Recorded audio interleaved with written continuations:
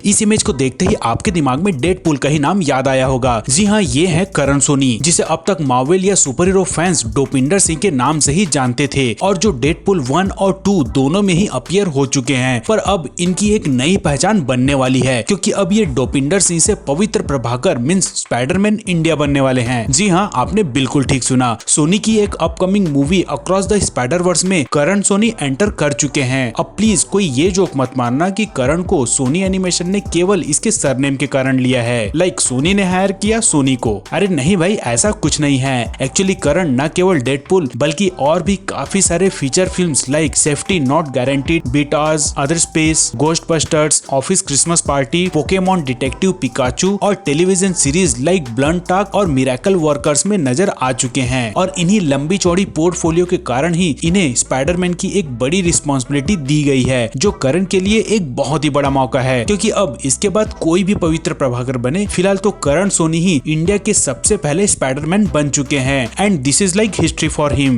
वैसे इस खबर से करण तो बहुत खुश हैं, मगर कुछ इंडियंस इससे नाखुश नजर आ रहे हैं, क्योंकि उनका कहना है कि करण इंडियन होकर भी इंडियन नहीं है। जो बात तो सही है, मगर हमें ये भी समझना चाहिए कि ये फिल्म भी इंडियन नहीं है और वो लोग अपनी सुविधा के हिसाब से ही किसी को हायर करेंगे। बट यस, जब इसका हिंदी डबिंग होगा तब डेफिनेटली उसके लिए किसी प्योर इंडियन को ही लेंगे।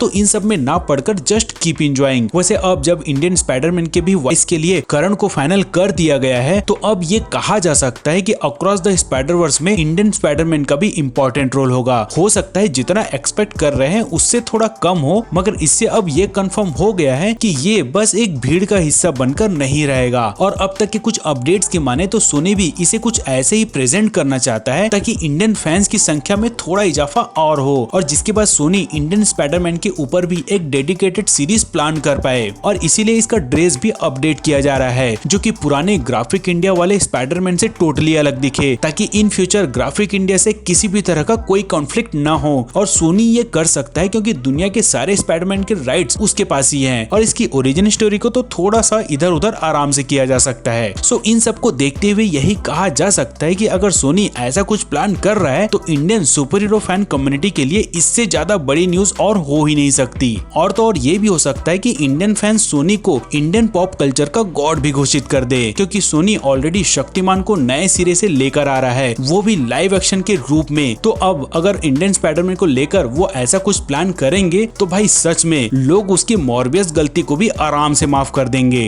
क्या बोलती पब्लिक, सही बोला ना? अपने एक्साइटमेंट वाले जवाब हमें कमेंट बॉक्स में जरूर दें यार। तो आज के इस अपडेट वाले वीडियो में फिलहाल इतना ही दोस्तों, मिलते हैं जल्द ही अगले वीडियो में। तब तक के लिए tata bye bye and take care.